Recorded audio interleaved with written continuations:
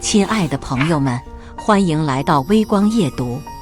清明节回家祭祀，家里供出一个在编教师的七姑，暗戳戳说我一个应届毕业生，不考研不考公，没出息。殊不知，我早就成为了月入10万加的自由职业者，生活惬意又满足。可尽管如此，碎嘴子亲戚仍然不肯放过我，一副要吃人的样子，真想把定决过去，让这群狮子大开口的亲戚咬掉我的痔疮，好喂饱他们。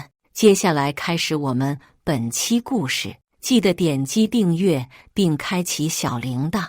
清明节我家都有回家祭祀的习惯，今年也不例外。除了纪念逝去的亲人，更多的是一家人得了一个好不容易聚在一起的机会。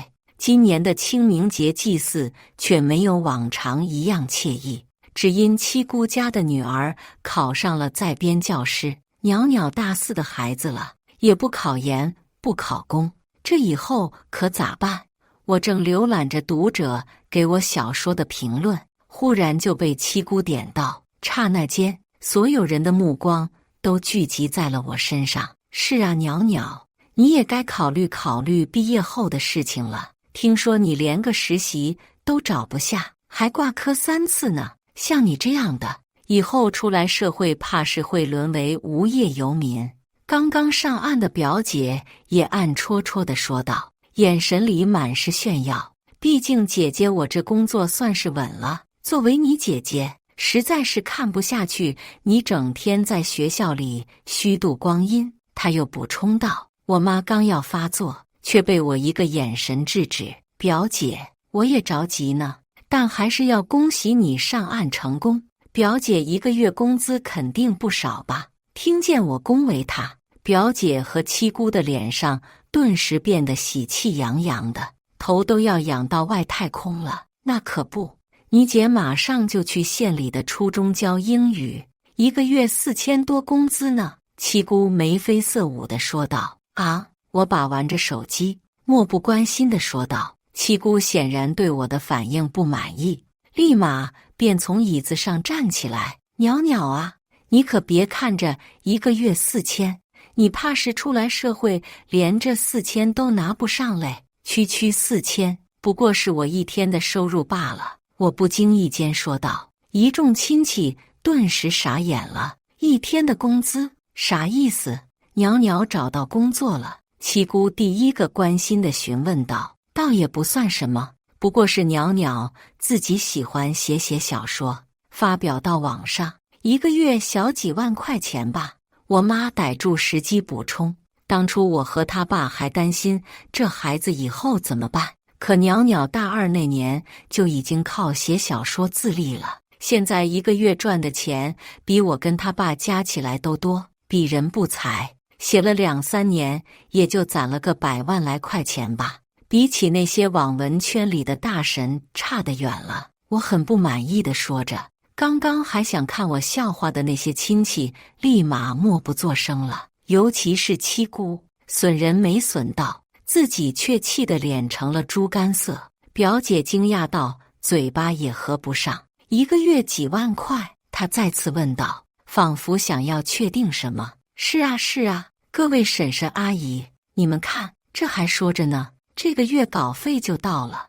我拿起手机里平台刚刚打来的稿费，整整7万多，给这群目瞪口呆的亲戚一一看过。这还只是我在其中一个平台的稿费，闲来无事，我一般都是双开，不知道另一本的稿费啥时候到账，再攒攒就可以提一辆帕拉梅拉了。哎呦，袅袅真是有出息了，还上大学呢，就学会自己赚钱了，不像我邻居老赵家那闺女，整天就知道跟男人厮混。一旁的五姑说起了八卦，姑姑婶婶什么的立马聚焦过去。老赵家那闺女好像比袅袅小1岁吧，现在读大3呢。上次我见着时，那姑娘一身名牌，阔气的嘞。什么阔气？那都是靠老男人得来的。五姑继续八卦，引得在场的姑姑婶婶都兴奋起来。要说一群女人什么时候最团结，那就要数一起看别人笑话的时候。啥意思？老五，你可得好好说说。七姑最喜欢看别人笑话，接话道：你们还不知道吧？那孩子上大学以后，嫌他爸给的生活费不够，就去当了陪酒，听说一晚上7、800呢。哎呦，钱哪能挣得这么轻松？说好听点是陪酒，说不好听就是鸡。后来那老赵家闺女认识了一个50多岁的小老板，1个月5万，去给人家当情妇。造孽哟！老赵也才50，那老东西比老赵还要大几岁。老赵家因为这事都快和那个闺女断绝关系了。五姑眉飞色舞，津津乐道地说着，一边说手还在半空比划。哎呦，现在的小姑娘真的是为了走捷径，啥事干不出来。挣钱不是那么容易的事情，1个月几万的好工作哪有那么多？还不都是些歪门邪道？七姑迎合道，眼神不自觉瞟向我。袅袅，七姑可不是针对你，毕竟现在小姑娘为了钱误入歧途的大有人在。几个姑姑婶婶看我的眼神顿时不屑起来，甚至带着几分打量。要我说，袅袅可真是才气养人，1个月几万块拿着，脸蛋水嫩不少，身材也前凸后翘了。笑笑表姐不知出于什么目的，不怀好意地盯着我说道：袅袅，你那钱真的是自己赚的？是啊，袅袅，你可别学赵家那闺女，我们刘家向来门风严谨，你哥哥姐姐不是公务员就是老师，你可不能做那丢人的事。几个婶婶在七姑和表姐的3言2语下，立马怀疑我的钱来路不明，怪不得2人一唱一和，原来是在这等着我呢。我刚要说些什么，一个快递到了，我笑笑不说话，当着一众亲戚的面拆开刚刚送上门的快递，是网站送来的想签约我下本小说的合同，就连买断价格也一并表明。红毛小说，这不是特别火那小说网站？袅袅原来就在这个上写小说呀！哎呀呀，你们快看看，1个月给袅袅3万呢！几个亲戚看清楚合同上的字以后，叽叽喳喳起来。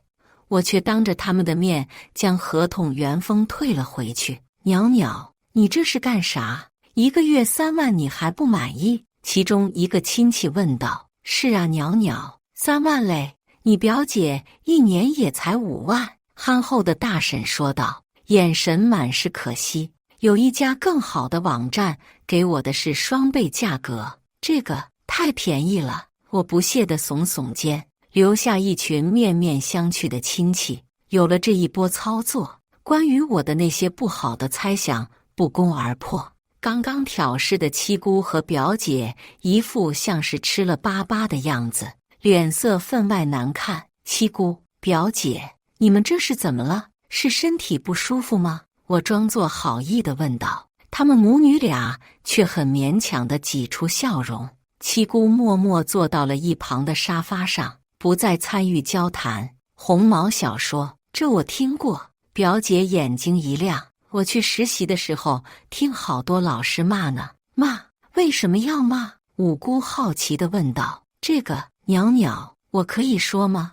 表姐故作为难地朝我看了眼，我无所谓地朝她笑道。我又没捂住表姐的嘴，你想说就说呗，不用猜我也知道她接下来会是什么话。不出所料，表姐开始编排我写小说的网站，出版的都是一些情情爱爱、没有营养的东西。这些小说网站啊，写的都是一堆乱七八糟的东西，什么情情爱爱的，打打杀杀的。好多孩子就是因为看这些小说太入迷，影响了成绩。我们办公室的老师天天骂呢，还有的老师说，就应该把写这些东西的家伙都抓进去，影响祖国的花朵成长和学习，亵渎身心。表姐说完，面色和善地看向我，眼神却很是傲慢。袅袅，这都是他们说的呀，可不关表姐的事情，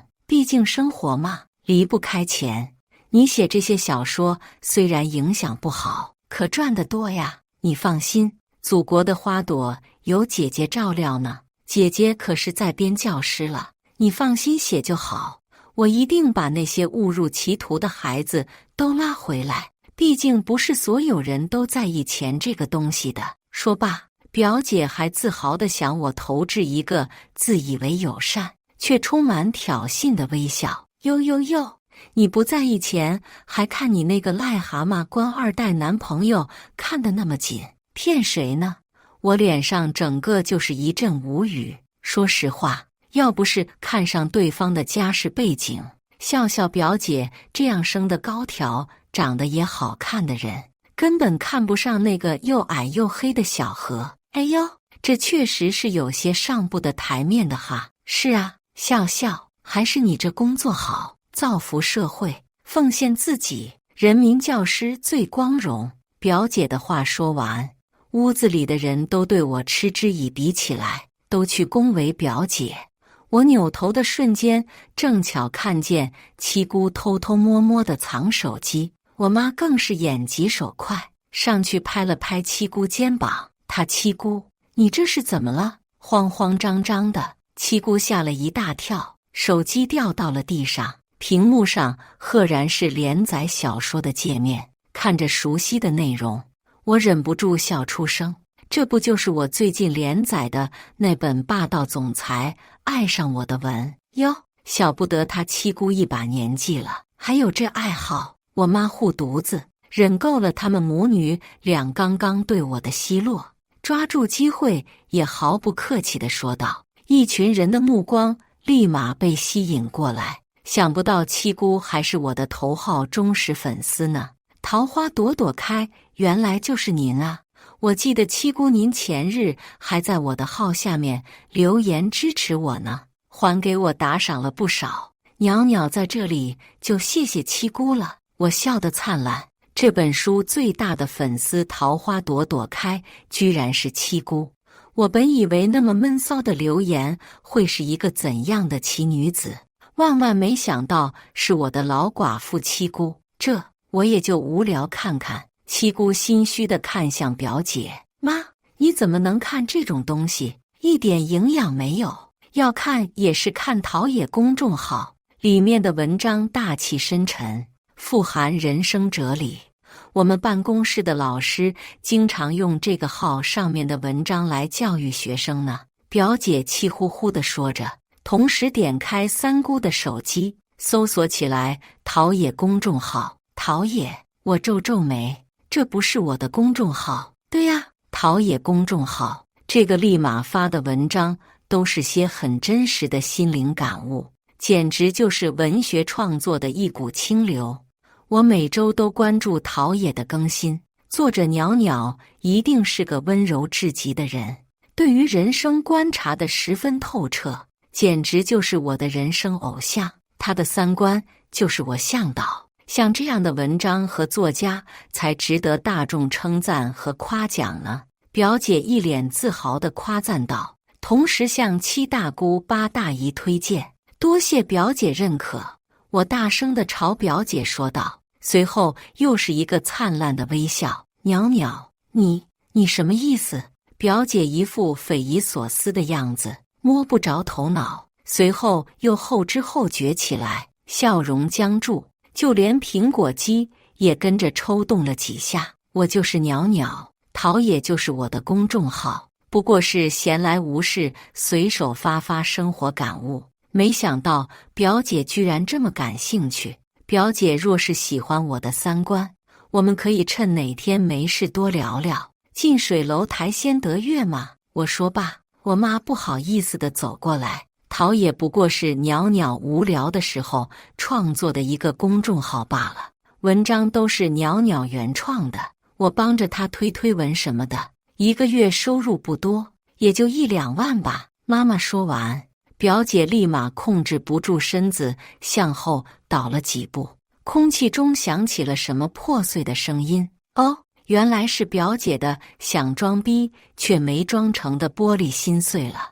我们袅袅还在文学杂志上发表过文章呢，那文章还受到过专家的点赞呢。我妈又继续补充着，小事而已，不过是兴趣爱好。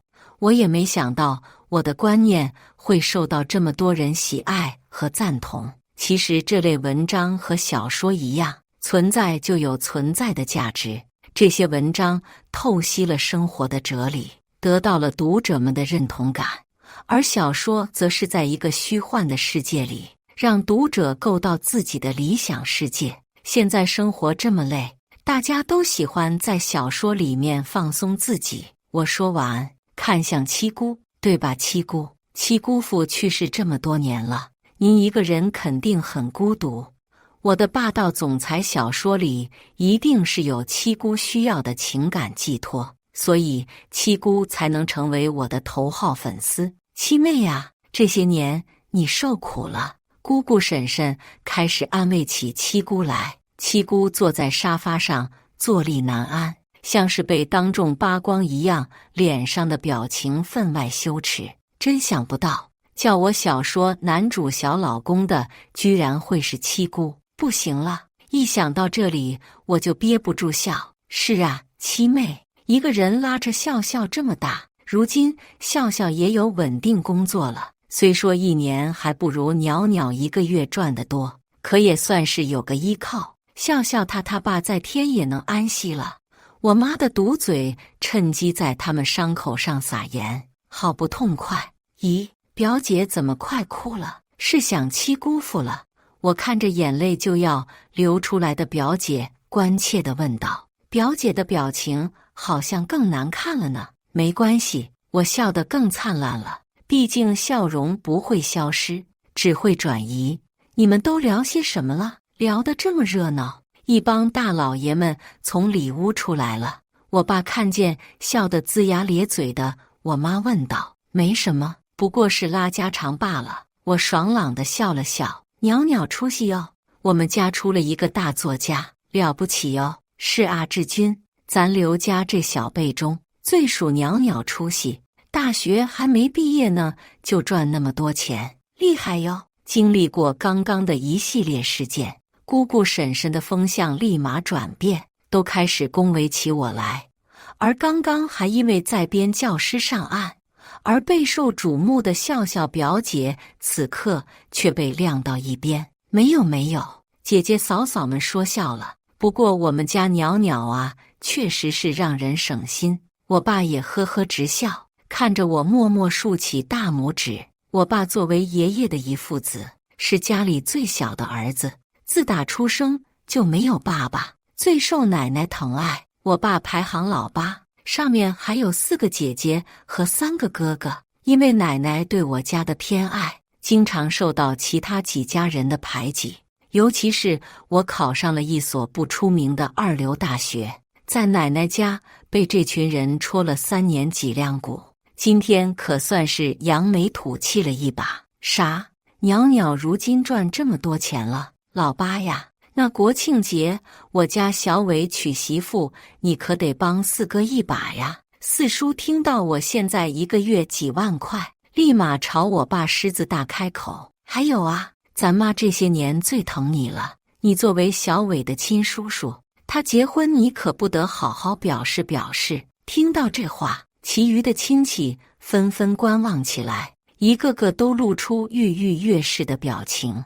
毕竟现在细数，我家是过得最好的。是啊，老八，我家小伟早说了，就跟你这个叔叔最投缘。他嘴角刚刚看上了一辆 CV， 不贵，也才10几万吧。你看你作为亲叔叔，是不是得表示表示？四婶也补充道。老八，到你表现的时候了。是啊，老八，咱可是一家人，不准小气啊。一群亲戚立马开始添油加醋，将我爸架在火上烤。呸！一群吸血鬼！因为不满奶奶偏爱我老爸，在奶奶去世的时候，瞒着高考复习的我爸，偷偷篡改了遗嘱，将奶奶划分给我爸的那个房子瓜分了。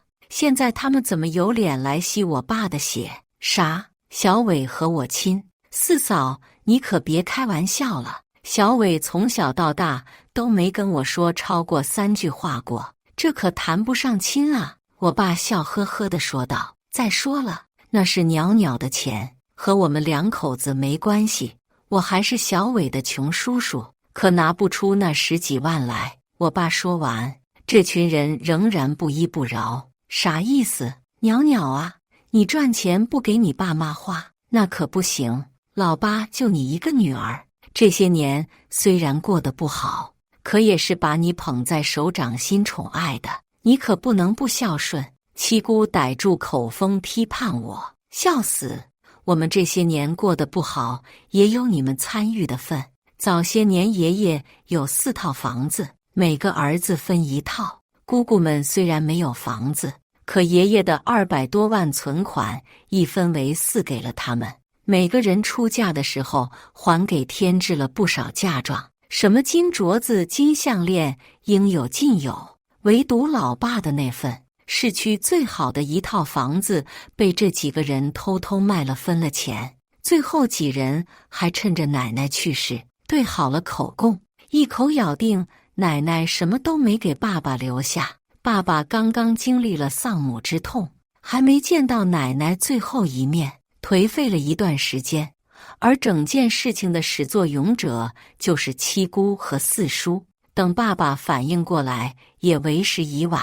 再加上总归是一家人，事情就这样过去了。这几年房价一路飙升，奶奶去世的时候，爸爸正值高考。这几个哥哥姐姐非但没有对爸爸伸出援助之手，还暗地里踩了爸爸一脚，导致爸爸高考失利，只考上了专科。最后又因为高额的学费选择辍学打工，成为了一名流水线工人。最坏的是，他们瓜分房子的时候是密谋进行的，反而在爸爸高考前1个礼拜告诉了爸爸奶奶去世的消息。而且奶奶当时已经下葬了，本身就比较依赖奶奶的爸爸一时之间崩溃不已，在考场上昏过去2次，这才没能考上心仪的大学。倘若当时没有他们掺和这一脚，以爸爸的实力考个本科那是绰绰有余。老八，这个就是你的不对了，亲戚就是要多走动才亲。你这次帮小伟拿下了这辆车，以后小伟不得把你当成亲爹一样。是啊，老八，你又没有儿子，以后还不是得靠这几个侄子？我只想说，我还没死呢。他们又在絮絮叨叨说着，想劝说我爸拿钱出来给四叔家的混蛋儿子买车。他们说来说去，忙着帮我爸妈瓜分我赚的钱，全然忽略了我这个当事人。行了，你们别说了，不就是想让我出钱帮表哥买车吗？这有啥难的？我忍不住大声说道，一下子把所有人的目光都吸引过来。还是袅袅懂事。是啊，老八，女儿就是贴心啊。袅袅，大人说话，小孩子别掺和。我爸立马义正言辞地说道，担心我这个漏风小棉袄真的被这群吃人的妖怪给唬住。没事爸，我自己赚的钱自有分寸。刚刚四叔那句话说得很好，亲戚嘛，走的走的就亲了。四叔啊，给表哥买车可以，那你是不是也得表示表示啊？我笑眯眯地看向最先挑事的四叔。这是当然，咱们是亲戚，是一家人。四叔自以为得逞，立马夸下海口。好，侄女我就等您这句话呢。亲戚往来就是要有来有往，既然我都出钱给表哥买车了，那四叔是不是也得表示表示，至少把当年吞了我爸的房子钱给吐出来吧？当时的几万块，现在可值20-30万呢。说完这句话，在场的亲戚都唰的一下，脸色变得苍白。小孩子不会说话，还请见谅。嘿嘿，我爸咳嗽了几声，示意我继续。你这孩子瞎说什么？四叔心虚的结结巴巴起来。房子啊，听说几位叔叔姑姑在我爸高考的时候偷偷摸摸瓜分了本该属于我们的房子呢。我爸大度，把叔叔姑姑们当亲戚，这才不了了之了。但是亲兄弟明算账，既然以后还要往来，是不是应该先把账清算一下？我很认真地说道。这几个叔叔都脸色不自在起来，姑姑眼神互相乱瞟，已然乱了阵脚。这件事最早还是大叔喝醉酒说漏嘴的，可那时爸爸早就成家，也没有过多计较，这件事也成了这一大家子人心知肚明的事了。怎么不愿意哦？四叔这么没有诚意，那车的事就算了吧。毕竟前几年我爸为了让我进重点高中，没少求您办事，你也当没听见。那这件事我也就当没听见，以后不准再提了哦。我无辜地眨着眼睛看向一众亲戚。还有呢，二姑早些年教唆表姐撕碎我的奖状，三姑为了让三姑父坐上组长的位置，偷偷去厂长那里说我爸坏话。五姑跟别的邻居造谣我爸妈天天吵架，还说我不是我爸的孩子。我一一将这些糟心亲戚做过的缺德事说出来，场面顿时尴尬异常。只有大叔一家幸免于难，许是和我爸还有一丝情分在，又或是愧疚当年和其他叔叔姑姑算计了我爸。大伯一家对我们还不错，我爸下岗最艰难的3年，大伯一直在偷偷接济我们，哈哈哈！小孩子就是率真。这些事都过去了，袅袅你也真是这么记仇呢。我妈笑着出来打圆场，可她的笑声分明很爽。话都说到这份上了，这些人也终于不再觊觎我们家的钱了。不知不觉间，已经到了中午。好了，餐厅我已经订好了。今天中午好不容易凑齐了一家人，大家好好聚一聚，别的事以后再说。大伯说着拍了拍我的肩膀。这场闹剧终于结束。听说笑笑男朋友也来？五姑问道。是啊，他已经在楼下了，送我们去餐厅，好过打车。我刚刚听说袅袅男朋友也来送他们呢。表姐谈起她的男朋友，高昂的头颅又快翘上天了。她男朋友也是体制内的，家里父母也都是公务员，一家子干部，官二代。袅袅也交男朋友了，是干什么的？七姑顿时来了兴趣，打听道：是我大4的学长啊，还是个学生啊。不等我说完，七姑就不以为然地打断我。其实我还有后半句话，自己开了一家自媒体公司，大家后去胡巴是在看，年收入100万了，房车都有，父母开明，家风良好。既然这样，那我们快走吧。大伯催促道。一行人这才下了楼。哎呦，迈巴赫，嚯，笑笑男朋友就是阔气。表哥一眼认出了楼下停的豪车，随口说出。表姐的笑容僵在了脸上，因为这辆车不是她男朋友的。袅袅，驾驶座上的男人开门下来。叔叔阿姨好，各位伯伯婶婶、姑姑姑父好。裴郎礼貌地朝我们一家人打过招呼。没错，迈巴赫是他的。小郎辛苦了，你这么忙，还麻烦你送一趟。我爸上去拍了拍裴郎的肩膀。没事，叔叔，应该的，今天我不忙。裴郎笑着答道，紧接着接过我爸手里的酒，放到了后备箱，动作熟练到不像是第一次见面，因为本来也不是第一次见了，都老熟人了。袅袅男朋友啊，自家人一起去吃个饭，也好让叔叔婶婶认识认识。大伯发出邀请。裴郎下意识地看向我，我微微点了点头。那就谢过大伯了，好小子。袅袅眼光不错。对了，笑笑，你男朋友呢？大伯趁此问道。她男朋友啊，好像还在骑马来的路上呢。表姐的脸色难看起来。哦，他路上堵车，恐怕还得一会儿。大伯你们先去吧，我们一会儿就去。表姐一边说着，一边在手机上疯狂打字，眉宇间尽是狰狞。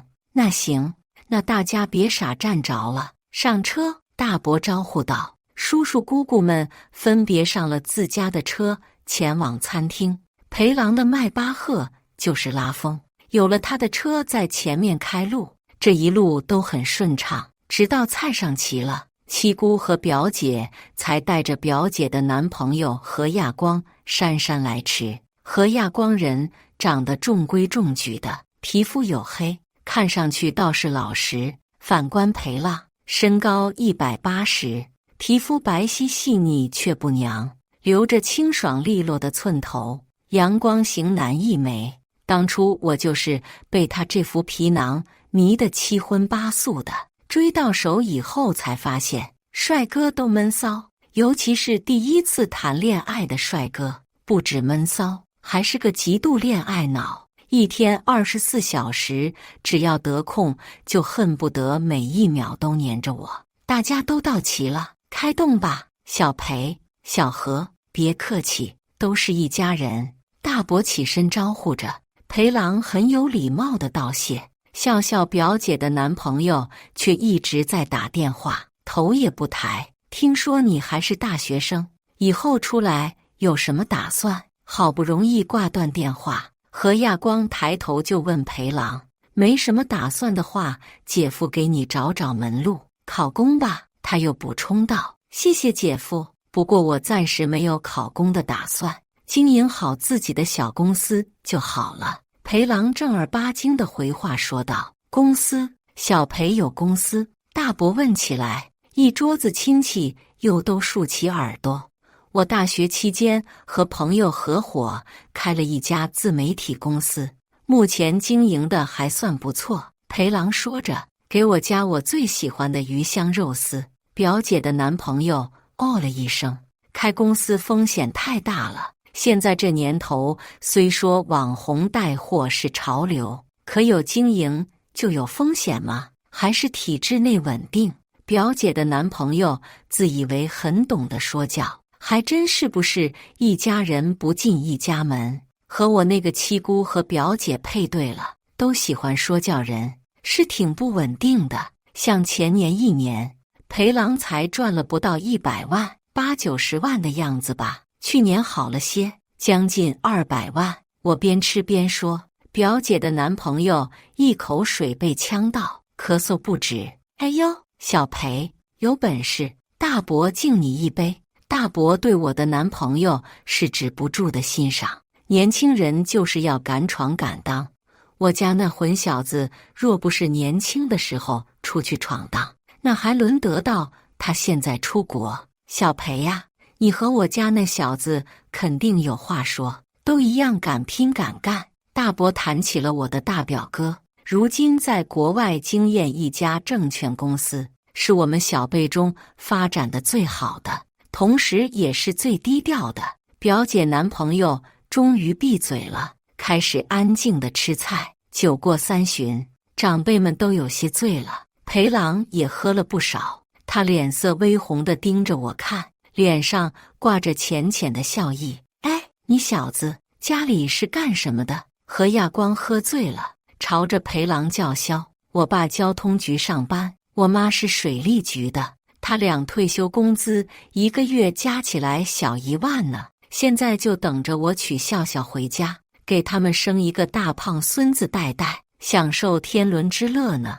你家是干什么的呀？要我说，家风很重要，像我这样体制内的家庭，讲究的就是一个稳妥。人人都说像我这样稳重的年轻人不多了，你们开公司还是太过风险，要人品没人品，要酒品没酒品，不过几杯酒就看出这个人的素质，在饭桌上胡言乱语。我爸是……哎呦，何亚光像是看见了什么，打断了裴郎的回答。裴局，你也来这里吃饭啊？何亚光醉醺醺地从座位上站起，朝着口中的裴局走过去。裴局，我爸之前去过您家，姓何，不知道您还记得吗？表姐的男朋友一上去就和口中的裴局套近乎，姓何，就是那个办公室主任吧？上次来我家是为了他儿子转正的事情，考了3年了还没考上，好不容易签下了合同工，马上到期了。这个老何也是愁啊。裴局说着，看着眼前醉成一滩胡言乱语的人，无奈摇了摇头。合同工，老七呀，你不是说笑笑男朋友是体制内吗？怎么会只是个合同工？啥意思？意思是笑笑男朋友还没考上办公室主任，不是说小何他爸妈是大官吗？怎么是办公室主任？一众亲戚又开始七嘴八舌起来，气得七姑和表姐的脸一阵绿一阵蓝。何亚光，你个骗子！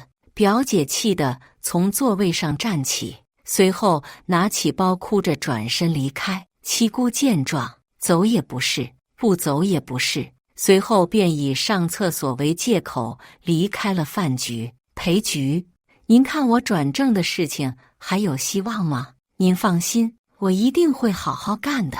喝醉酒的何亚光还在断断续续地说着，突然间他没能忍住，呦的一下吐了一地。刚刚走了的表姐又折了回来，拉起狼狈不堪的何亚光就跑，脸上还挂着没来得及擦掉的泪珠。爸，叔叔好。乌龙过后，我和裴郎起身和裴叔叔问好。臭小子，我就说今天的家宴你不来，原来是裴袅袅来了。裴叔叔笑着说道，随后走过来和我爸妈握手。裴叔叔是在怪我拐走了裴郎，我熟悉的上去打趣，你裴叔叔可没有那个意思啊。袅袅，两边都是家宴，你能让裴郎出席，说明袅袅是看中我家这臭小子了。叔叔阿姨开心都来不及呢。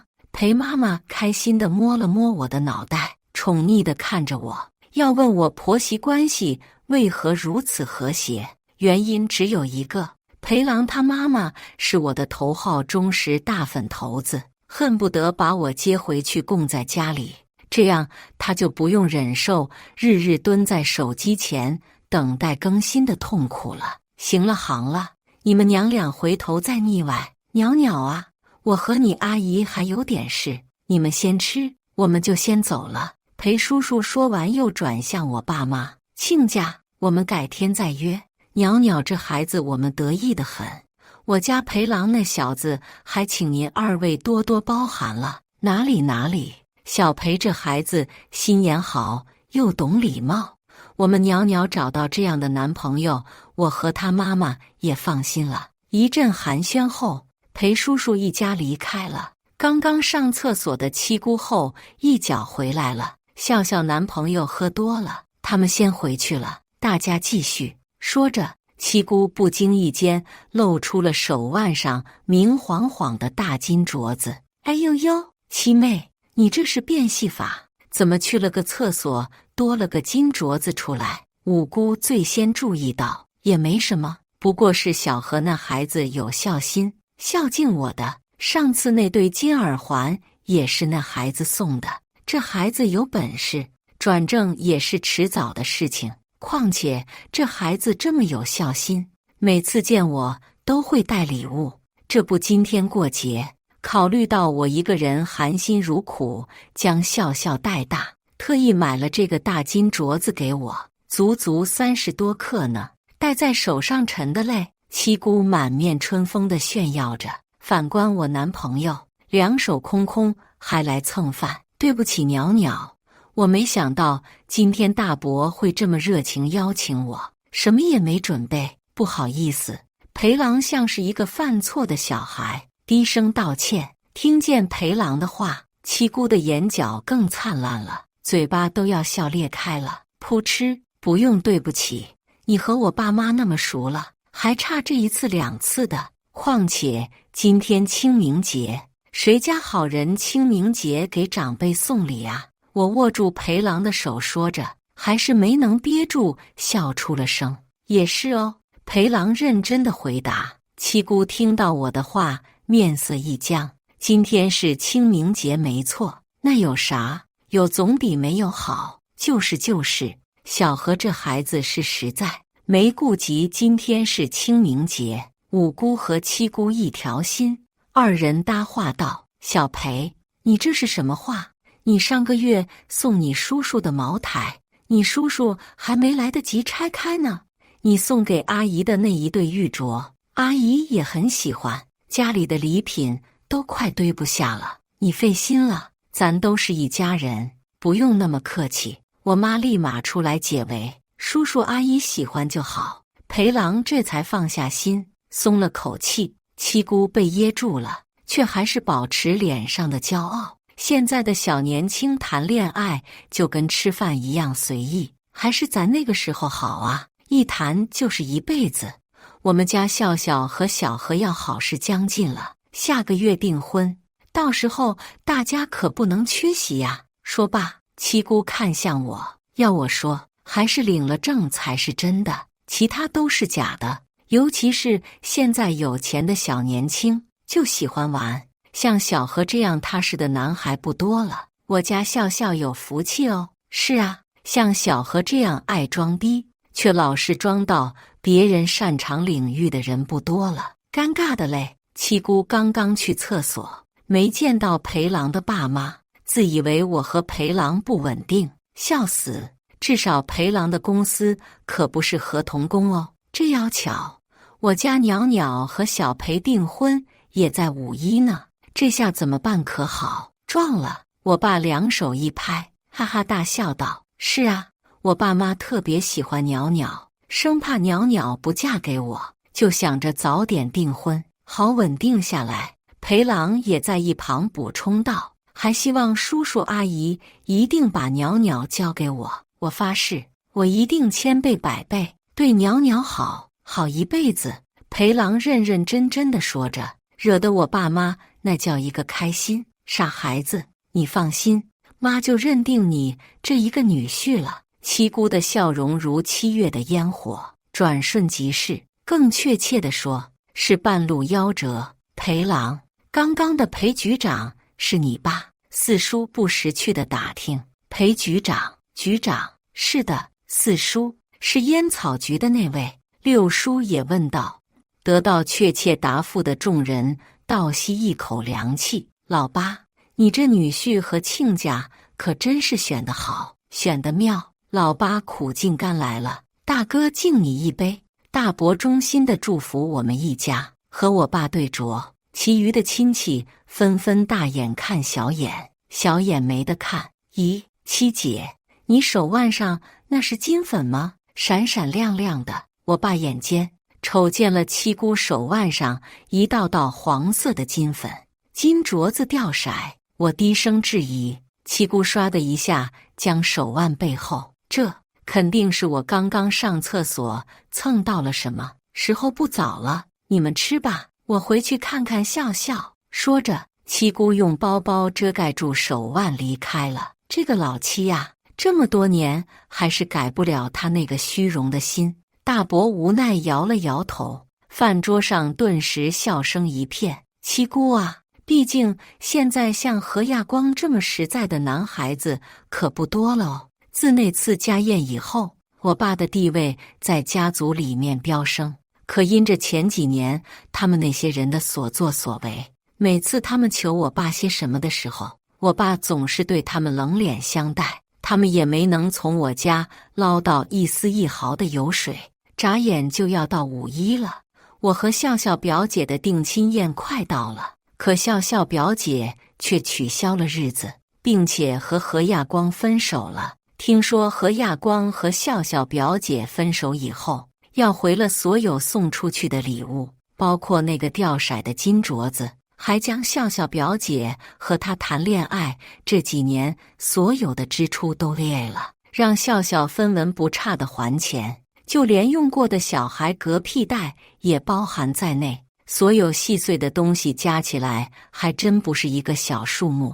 起初七姑也打过同情牌，来我家低头求我爸借钱给笑笑还债，都被我以当年七姑挑事霸占我爸房子的事情给兑了回去。再后来，七姑再也没来过。听说为了帮表姐还那几万块钱的债务，七姑重操旧业，摆摊卖酸辣粉去了。这些年，她一个人把笑笑表姐拉着长大，能过好现在的日子就不错了。存款什么的是一分没有，而平日里跟七姑家走得最近的五姑和四叔却当作没看见，甚至疏远了七姑。只有大伯这个做大哥的看不过去，塞了几千块钱帮助七姑摆起了那个摊子。四叔的混蛋儿子没能从我爸这讨到好处，反而去大伯那里死皮白脸的要车。大表哥也为了参加我的订婚宴，特地从国外赶回来，碰巧见证了四叔一家不要脸的行为。大表哥也不是吃素的，将表哥撒泼打滚的行径全部录了下来。而四叔儿子的未婚妻还是大表哥好兄弟的亲妹妹。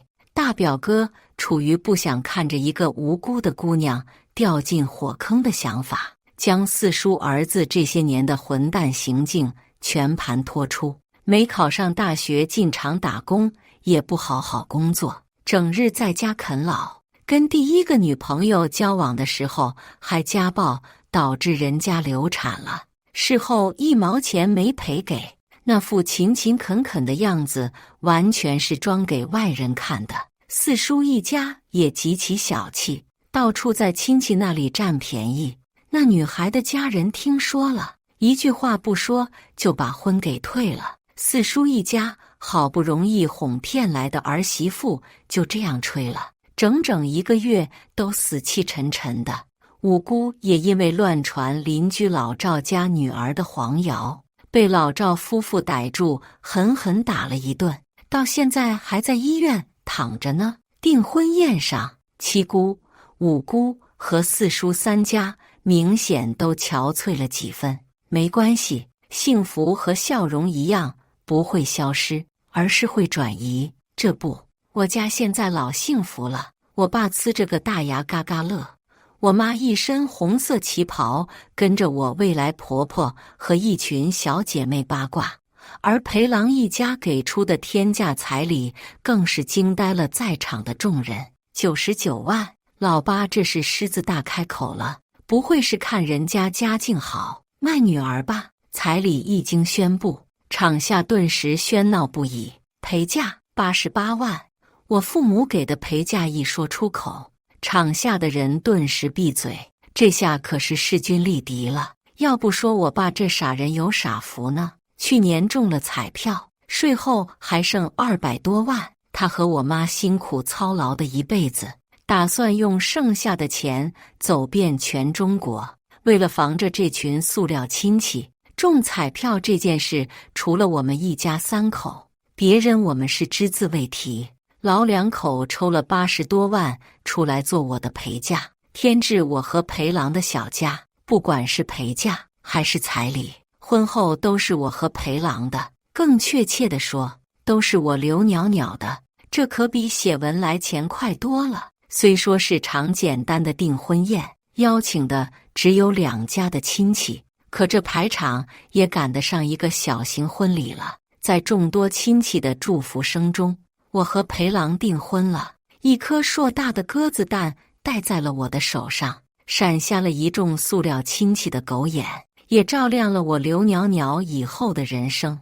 我仿佛看见什么东西在远处向我招手，原来是幸福来敲门了。感谢大家的观看，本期故事精彩吗？欢迎大家在下方评论区吐槽。如果你喜欢这类故事，记得点击订阅微光夜读，并分享给更多的人，这会对我帮助很大。